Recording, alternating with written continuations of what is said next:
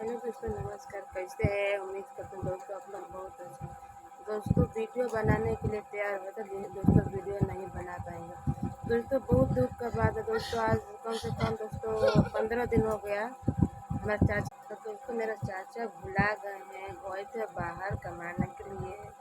दोस्तों बाहर मतलब गए थे कमाने के लिए, मतलब थोड़ा दिमाग का मतलब उनका मतलब कोई को पहचान भी नहीं रहे, मतलब चलते ट्रेन मतलब कोई खास नहीं, मतलब फास्ट ट्रेन था, मतलब स्लो ट्रेन में जैसे स्टेशन पर ट्रेन मतलब रुकता है उतरने के लिए ना, तो वैसे ही मतलब ट्रेन रुक रहा था, मतलब वैसे ही मैं कूद कर दोस्तों चल गए हैं, कहूँ भुला गए हैं दोस्तों। पता नहीं है कहाँ है कैसे है दोस्तों। अपना तो बहुत हम लोग कोशिश किए हैं नाम कढ़वाने के लिए, नाम भी कढ़वाए हैं दोस्तों, बहुत हर चीज़ किए हैं दोस्तों, नहीं पता होगा दोस्तों। आज फुल वीडियो हमारा जाएगा, आप लोग देखिएगा दोस्तों, जहाँ देखिएगा दोस्तों आप लोग कमेंट करेगा, नंबर भी देगा, कॉल करिएगा।